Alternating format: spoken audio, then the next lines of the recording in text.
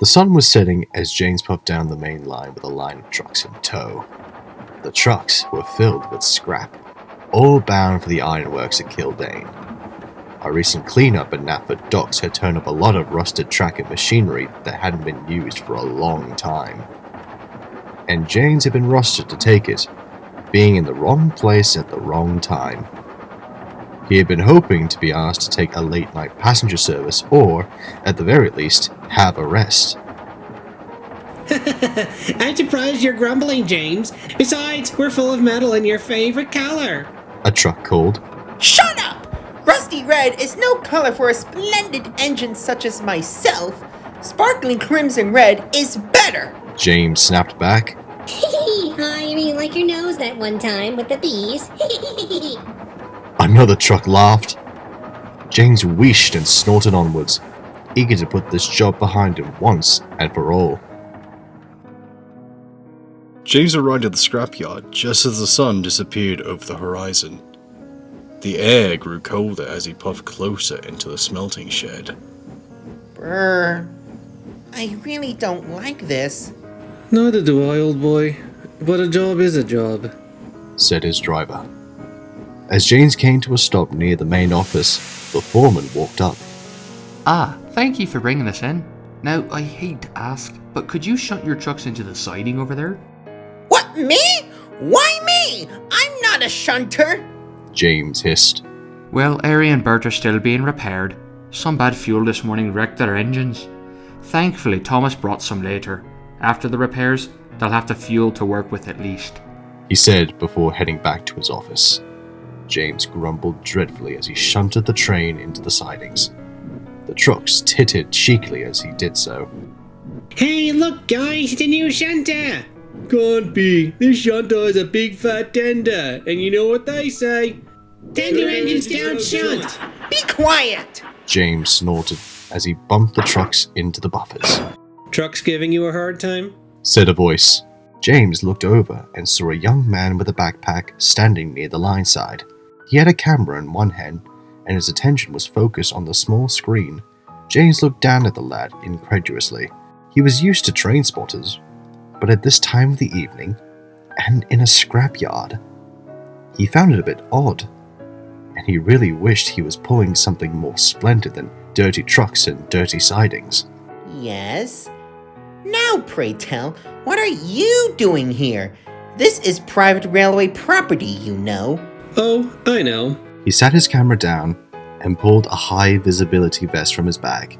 I have permission from the manager to record here as long as I don't do anything foolish. I'm here working on a project for a university. The Spirit of Steam, he said. James looked at the young man curiously. What kind of spirit do you mean? You're not talking about ghosts, are you? I am, said the young man. There have been many ghost sightings in photographs over the years. Such things as ghost orbs or even shadow figures showing up on digital photographs or on CCTV video footage. Where most people go to graveyards or old houses to find ghosts, I felt I'd try my hand at finding the ghosts of engines and rolling stock here. If none show up, I'll work on something else. James rolled his eyes. The very idea of ghosts was absurd. Sure, he had thought he had at times seen spirits, but those had been turned out to be real things like Percy covered in ice or something else. Well, you better be careful. A scrapyard is nowhere to play around, even at night. James's driver explained. I know. That's why I asked the manager. He said as long as I don't climb on piles of scrap metal, keep my safety vest on, and follow the safety guidelines, I can film here while it's closed. The young man then picked up his camera and snapped a picture of James and his crew. One for the memories, he said, chuckling. Then he wandered off into the mist. Strange lad, James said. I think it's interesting. I hope he's not too disappointed if he finds nothing, said the driver.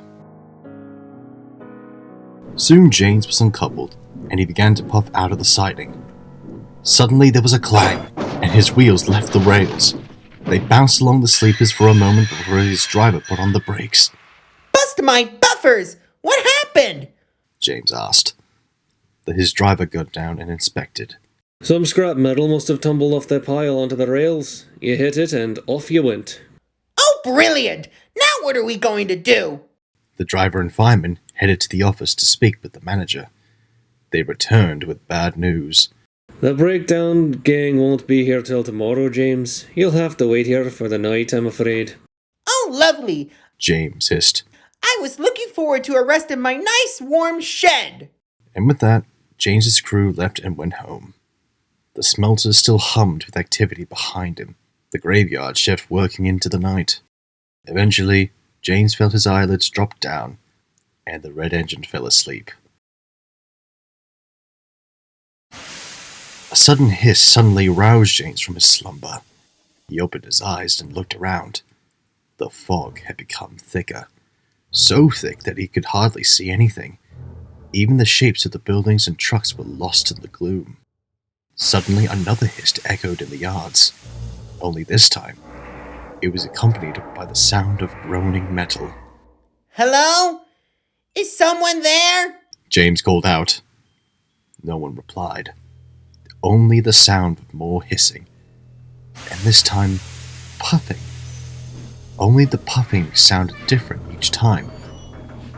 It sounded like 3 different engines, but each puff sounded like it was coming from everywhere at once. James felt a wave of nerves roll along his boiler. He felt surrounded all around, and what was worse, he didn't know who was surrounding him. Then he felt the ground shudder. Something big was coming. It had to be another engine, but in the fog, James couldn't be sure. The chopping and rumbling and screeching came closer and closer. Then, out of the corner of his eye, James saw a shape move in the fog past him. In the dim yard lights, it just looked like a dark shadow. The chopping was louder than ever, and the metal screeching sound, the sound of rusty wheels turning, sounded almost alive, like cries and moans. The shape moved past him, and then suddenly vanished. James gulped and closed his eyes tightly. It was just a dream. Just a dream. Just a dream. He comforted himself. Soon sleep closed in again, and James drifted off to a dreamless sleep.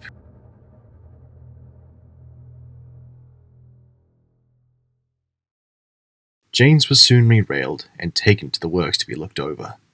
After the inspection, the red engine was asked to take a passenger train when he got back to Knapford. The run helped ease James's nerves, and he soon forgot about what he thought he had seen.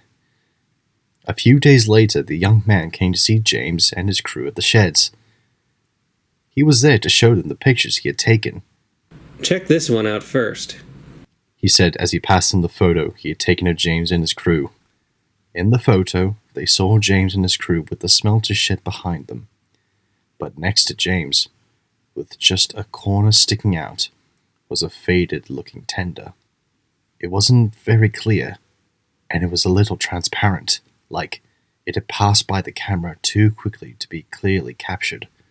Now what's that? It looks like an engine tender. I was the only one there. James said, rolling his eyes. Your camera must be faulty or something.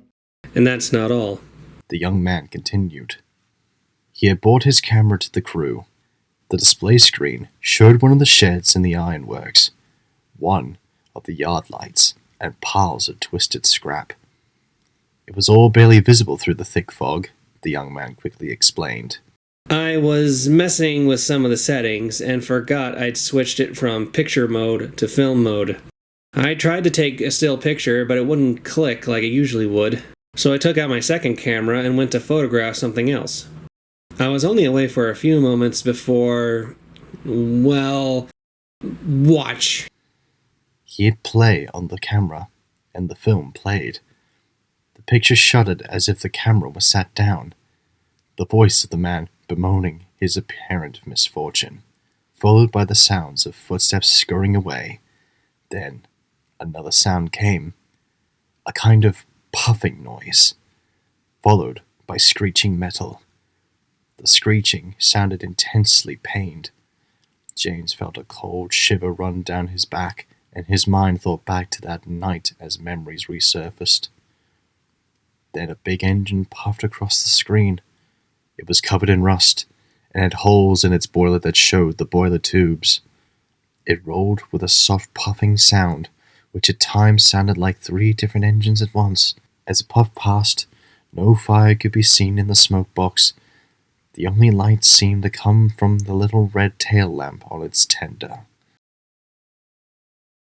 Slowly, the engine rolled away from the camera, into the darkness, its red tail lamp the only thing in sight. Then the light flickered off, like someone had just flipped a switch.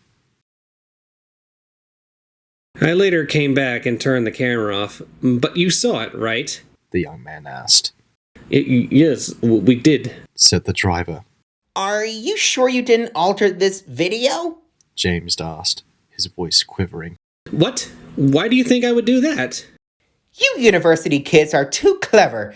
That engine might be nothing more than a broken old model toy being pushed through a model railway set done with fancy editing. I'm serious. The student insisted. While I might be clever, I'm not this clever. Besides, didn't you see the engine? It didn't look anything like in any train spotter's book. What do you mean? James asked. Does it look like Gordon, only with too many wheels? Came a voice. The group turned to see Edward, looking over towards them. The old engine had been quietly building up steam while they had been talking. Yes, it did. I had to play the video back on my TV to see it better, but I did see more than 3 driving wheels on this engine, the student said. Edward looked down at his buffers and sighed. Oh dear. Seems they are still around, he said. They? Who are they? James asked, curious what Edward meant.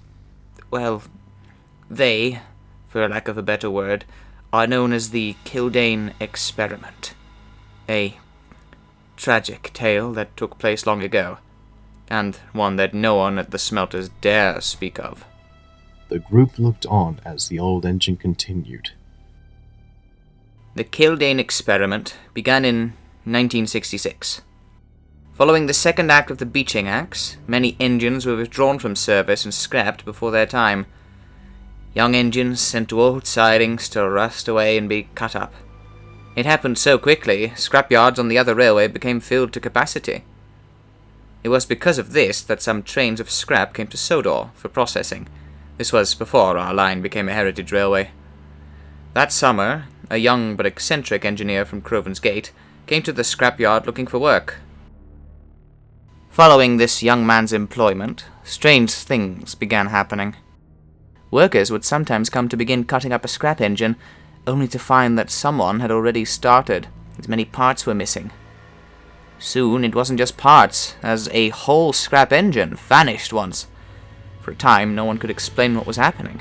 It seemed as if the engine ceased to exist. Even receipts recording their arrival at the scrapyard would vanish. Police would occasionally patrol the scrapyard by night to keep watch for any break-ins, but none were reported. We were soon to find out what became of those parts. It was during one night when I'd just arrived with a delivery of petrol for the generators. We were just shunting them into their siding when suddenly there was a scream from one of the nearby sheds. The front doors flew open, and out came the young engineer, badly burnt. Before anyone could ask him what had happened, something big puffed out of the sheds in a cloud of steam. It was a monstrous-looking scrap engine. It had no face, just a rusty smokebox door. Its boiler and cab were from an A1, mounted crudely atop a 9F's chassis, pulling a rusty old tender behind it. Steam hissed and smoke billowed from its funnel and from its cab, which seemed to glow bright yellow. The hissing was pained, and at times it sounded like 3 engines puffing at once. The monstrous creation slowly puffed its way down the siding before coming to a stop on the points, when its corroded suspension springs finally snapped. When the paramedics and the police arrived, they asked the engineer what he'd been doing. He said he was trying to create a new engine that could revitalize steam on the mainland. He'd gotten a hold of the engine parts from the Ironworks, using the place as a parts shop where he could scrounge up all the spare parts he could ever want. During his days off, he would sneak into the yard and steal more engine parts to complete his project. He managed to steal the complete scrap engine using a heavy hauler lorry owned by his brother, Frederick Packard, father to Jenny Packard, in fact. To hide his work, as he knew that all this scrap would be very valuable, he stole and altered receipts from the office to make it seem like no scrap engines had ever been delivered or engines arrived with fewer parts. He'd been in the process of test firing his creation when the water glass burst, spraying scalding steam and water all over him. His goals were terrible and foolish, and for his trouble he would endure many painful surgeries that would end up costing him the use of one of his hands and a lifetime of horrible scars. I sat nearby so I could provide my testimony. During this time, the scrap engine made many terrible noises as it cooled down. Sometimes it was a murmur, other times it sounded like screams. The screams of 3 voices calling out for their end to come. The mess of engine parts was soon dragged away and cut up. But it seems that isn't the end, Edward said, pausing. The men and James stared in shock at the story so far, and while they didn't know what to say, they had a feeling they could tell what would be coming next. Edward then continued. Workers would say that they heard the sound of hissing and clanking around the yard during the night shift, like the sound of 3 engines puffing at once, but it wasn't just puffing sounds. Voices crying out for the end to return, that their rest had become disrupted.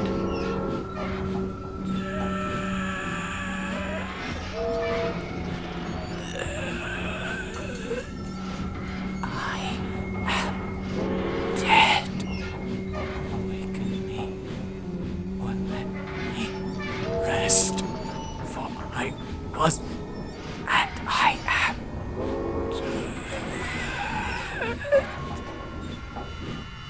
The voices would cry. It seems that engineer, and using whole parts of deceased engines, disrupted their rest, and now they roam the smelter's yard seeking for their end to come. But it never will. James and his crew looked at the student, who just stared at his camera. His face was still a stone, taking on an ashen appearance. He eventually looked up. Well, He said eventually. I guess my video was a success. James couldn't help but silently agree. Eventually the student left, and he puffed away to pull another train. He did so quicker than usual, almost as if he was eager to take his mind off of something. For weeks to come, the red mixed traffic engine shuddered at the sight of scrap trains. No one asked why, and no one would ever know why. No one but Edward.